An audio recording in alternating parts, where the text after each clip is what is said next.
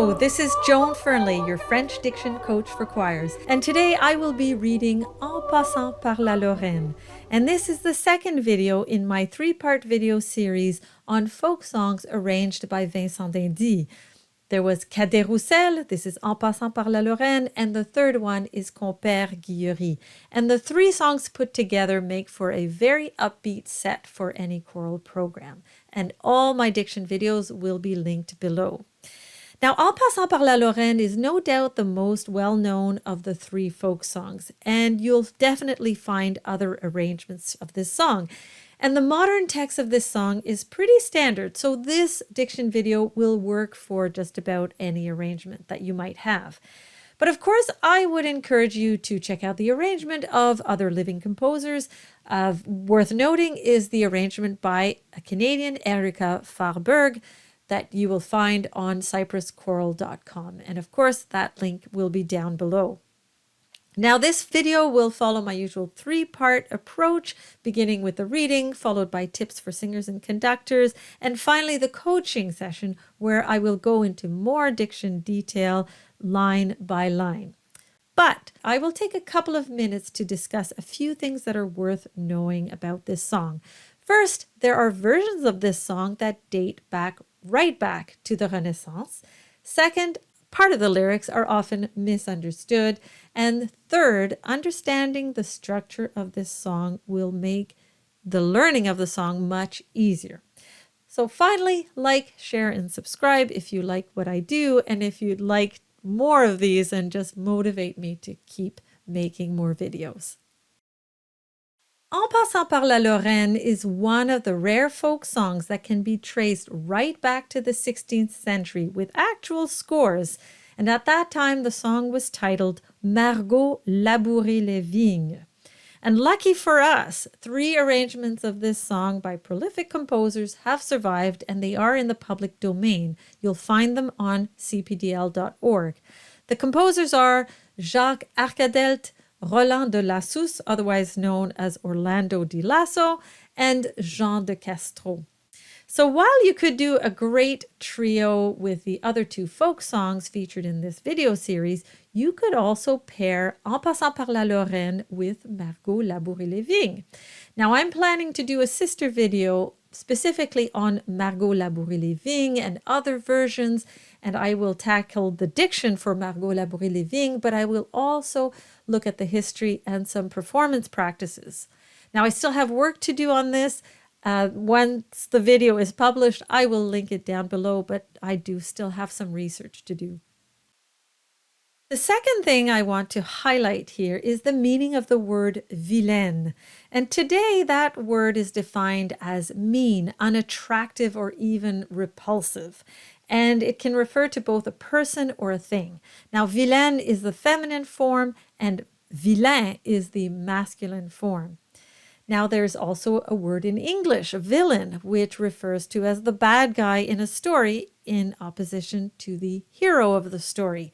So both words sound the same, and they do have the same Latin root, which is villainous. And this describes someone who worked someone else's land and was basically tied to the household or house villa.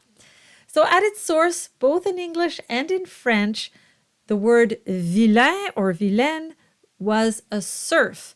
And if you were a serf, you were basically at the lowest level of the social hierarchy.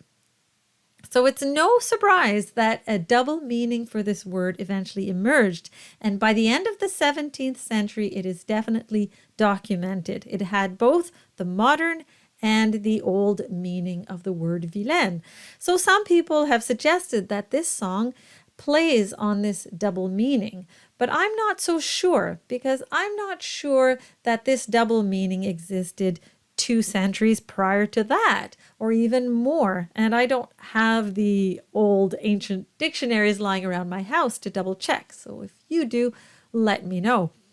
So I did say that this song is documented as far back as the 16th century, but it's likely older, simply because you have 3 composers arranging the song independently. So suffice to say that given how back this song goes, when the captains call her vilaine, they are simply addressing her as they would address any serf, and they are not necessarily commenting on her looks or her sabots.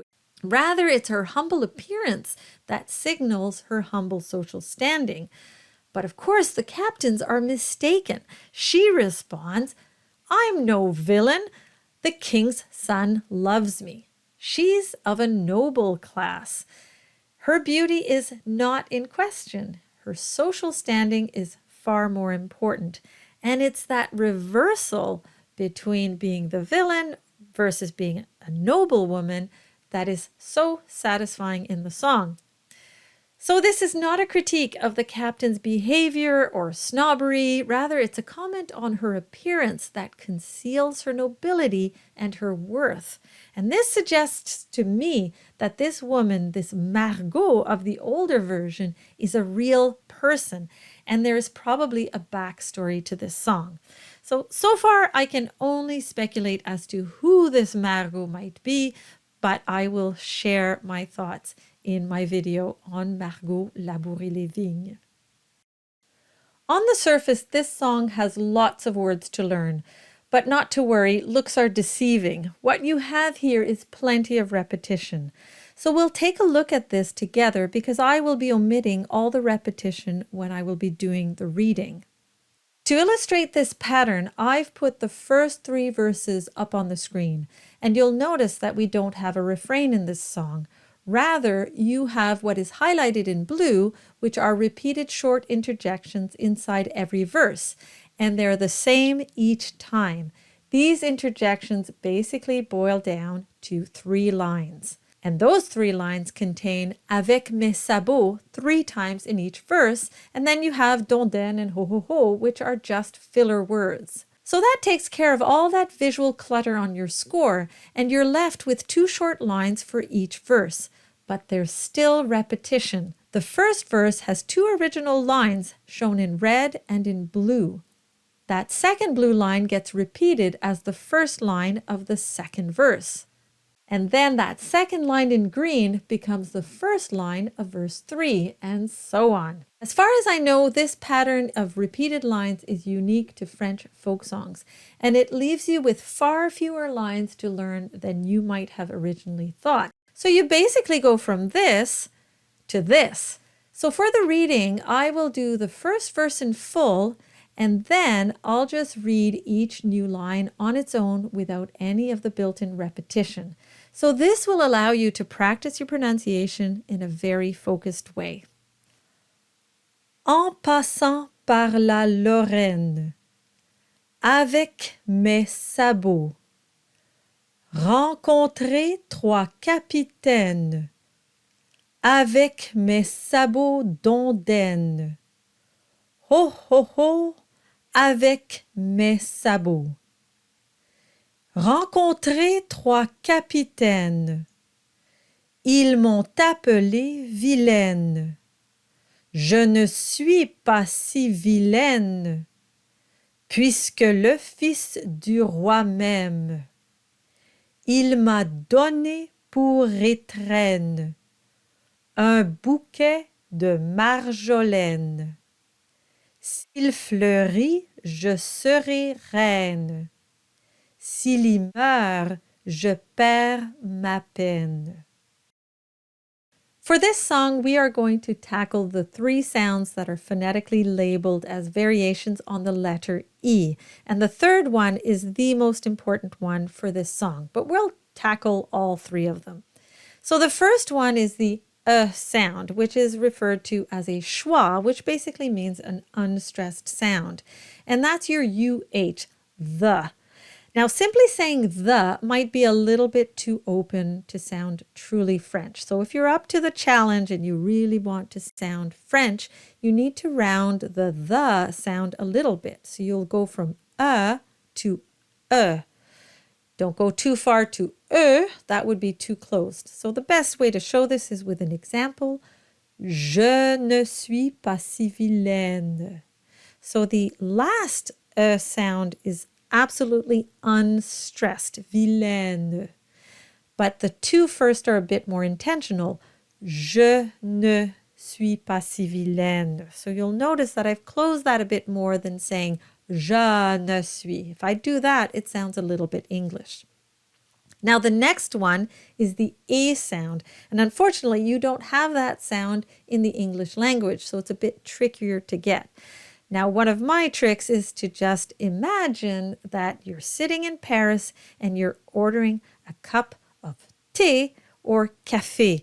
And for a lot of people, that's enough to trigger just the right sound, but it's still useful to know exactly what's going on. So the A sound, the best way I can explain this is that it sits somewhere between the sound that we just talked about and the E sound, as in the word be. And it's somewhere in between. So you go from to E.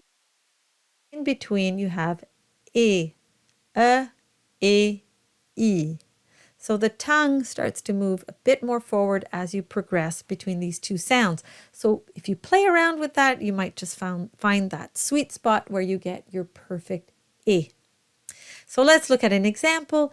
Il m'a donné pour étrennes. And another example, rencontrer trois capitaines. Now you may have noticed we have the AI in two spots. We have rencontrer and capitaine. So the first one is an A sound and the second one is an E sound. Why? It's very simple. It's whether or not you have a syllable that follows that AI. So in the first case, you don't, so it's an A, and in the second case, you have that NES, and that will qualify your AI as an E sound. Rencontrer trois capitaines. Now, avoid using examples like the word say. I've seen that as an example to get the A sound, and I think that is absolutely misleading. So don't use this sound. I would even say it's dangerous for the quality of your French because it reinforces two problems. First, it's too wide. Say, it's too open for the A sound. And second, you have a diphthong, and that's something that is a giveaway. It will sound English if you have a diphthong. There is no diphthong here in French. So avoid these examples and really explore what the tongue is actually doing to produce the A sound. Now, the last one is the most important for this song, and it is the E sound. And the best example I've ever come up with for this sound is to simply think of sheep. Bé, and that will give you your E sound without a diphthong, which is perfect. But it does have a downside because when people do bé, they tend to open too much and sometimes they engage these muscles. So there's never a perfect example, but if you do it gently, bé, without pulling down too much, you will get the right sound. Let the tongue do the work. So here's an example. Un bouquet de marjolaine. So the ET on the word bouquet is an E sound, but sometimes you will come across this elsewhere that the ET might be an A sound. So it's really important to just simply learn the words, and that's why you have me to tell you how to pronounce it. So it's un bouquet de marjolaine. And marjolaine is just like capitaine because you have that syllable at the end of the word. Now you have, of course, avec mes sabots. You have the E sound twice here and you repeat that line over and over. So avec has a voiced C, and do voice it, especially in these kinds of songs that are very lively. It gives a lot of energy to the song. Avec mes sabots. Now you may get the advice of pronouncing mes sabots, which is actually correct, especially in spoken French. If you look up IPA symbols, you will see the A symbol for words like mais. And I spoke about this in my Cantique de Jean Racine video, so I invite you to have a look at that. It'll be linked below. The E sound has migrated towards A in the French language, simply over time. But when you're singing something that's a bit older, maybe a bit more formal or more classical, if you're trying to evoke something a bit older, absolutely stick to the E sound. And my general advice to you would be to sing avec mes sabots. But if your conductor asks you to pronounce avec mes sabots. It's not entirely wrong. Now here's the whole song that I showed earlier, and let's look where we can find our sounds, and we'll begin with the eh sound, which is the most important sound in the song. So you will find it at the end of every line inside the verses, Lorraine, capitaine, and so on. And you'll also see it spelled with EI at the very end, verse 8 and 9, reine and peine. Now, reine is a little bit challenging for me to actually read because I tend towards reine. And that's my spoken accent, my local accent here in Canada. The French in Canada, often many of them will say reine, and that's how I pronounce it. But when I'm singing this song, I will sing reine because I want the whole thing to rhyme. Now, the next sound is the A sound, and you'll find it a few times either with AI or with the E accent. And then you have the sound at the end of every single line of the song, and it's unstressed at the very end. So you'll have Lorraine. So you voice it, but very lightly. And if it's earlier, you'll be a little bit more intentional. Just as I said earlier, je ne suis pas si vilaine. On the next line, you have puisque le fils du roi m'aime. So you'll notice the ending is much lighter. Okay, now it's time for the coaching where I take the song line by line and you can work with me. So thank you for sticking around and we will work through each line. So the first line, en passant par la Lorraine. So right out of the gate, you have the nasalized sound en. And that is an sound where you let your soft palate drop a little bit and air will go through the nose and you get the nasal quality. Now you may not want to overthink this, but that's actually what's happening. So you have en passant par la Lorraine. And the other thing to say here is your a sound. The a on passant par la is a very bright ah sound. Often in English, the sound ah is a little darker. So you don't want to have en passant par la Lorraine. I'm exaggerating a little bit. I'm sure that's not what you would do, but beware not to let that a sound drop too much. So it's en passant par la Lorraine. Very bright. Then you have avec mes sabots. Avec. So you have that bright ah sound. You have avec mes sabots. And the O is nice and closed and rounded. Sabots. Next you have rencontrer trois capitaines. So again you have the en sound. Now I've been doing my R's in the throat. That is how I'm comfortable rolling my R's. But in singing, you would roll the R on the tip of your tongue. Both are correct. Rencontrer trois capitaines. It sounds very affected to me when I'm speaking, but in singing, it just rolls off the tongue. Rencontrer. Now the O-N is a nasalized O. So you have an O, drop the soft palate, and then it's nasalized. Rencontrer trois capitaines. Trois has a W sound to it, and you go straight to the A sound. Trois. And the A is a bit darker than capitaine. So the A I've been talking about earlier with passant par la Lorraine, it's a bit different than the trois.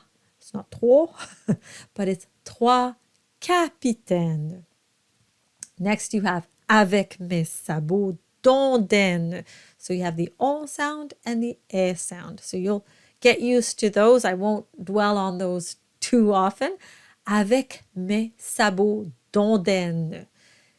And then ho ho ho, you will do the H, avec mes sabots. Now the second line, rencontrer trois capitaines, it's a repetition of the line that I just explained earlier. And then you have ils m'ont appelé vilaine. And of course we have the liaison that I've shown on the screen. Ils, it's a nice E sound as in B. Ils m'ont appelé et vilaine. Fourth line, je ne suis pas si vilaine. So the tricky word that we didn't tackle in the tips is the UI sound. And I spoke at length about that sound in the Cantique de Jean Racine video. So if you want to look into that a little bit more in detail, how that sound is pronounced, do go check that out. But for now, just know that start with the E sound first. That's a familiar sound to you in English.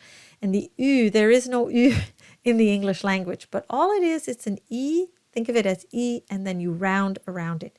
E, U. The tongue doesn't move. It's just the lips that round around the E sound. So start with E, E, U, and then do it the other way. U, E, E, U, and so on. And just practice that. Make sure you don't say suis. It's not oui. It's ui, suis. And it's much quicker. But this is truly a pitfall. Je ne suis pas si vilaine will sound very English. Je ne suis pas si vilaine will sound French. The next line, puisque le fils du roi m'aime. So now we have that sound again, puis, and it's not puis. Sounds like fooey. Puisque le fils du roi m'aime. So roi is like trois, roi m'aime. Il a donné pour étreindre. Il, just an E sound, m'a. And the donné, the O is open. It's not donné, it's donné. So it's a bit more open. Pour, and here's a nice oo sound. I always say it sounds like an owl. Hoo. Pour étreindre. And the étreindre sounds like capitaine and so on. Étreindre. And the seventh line, un bouquet de marjolaine. Un bouquet de marjolaine. So you have the oo sound again as in pour. So again, it's not oo, it's oo. Make it nice and high, place it very high. Un bouquet, a little bit of surprise helps. De marjolaine. And then the eighth line, s'il fleurit, je serai reine. So this is the first time you get the sound E. So it's very rounded. S'il fleurit. Now I'm exaggerating. It'll be a lot easier. S'il fleurit, je serai reine. And then the final line, s'il y meurt, je perds ma peine. And you'll notice I grayed out the T and the D on meurt and perd. And it's just to signal to you that those letters, those consonants are silent. It's not meurt or perds. Those are silent. So, s'il y meurt, you pronounce the R, but not the extra consonants. Je perds ma peine. And the Y is simply an E sound. S'il y meurt, je perds ma peine. Well, there you have it, en passant par la Lorraine. Thank you for watching. Stay tuned for Compère Guillery, which is the third in this video series, and also eventually for Margot, labourez les vignes. And until next time, bye!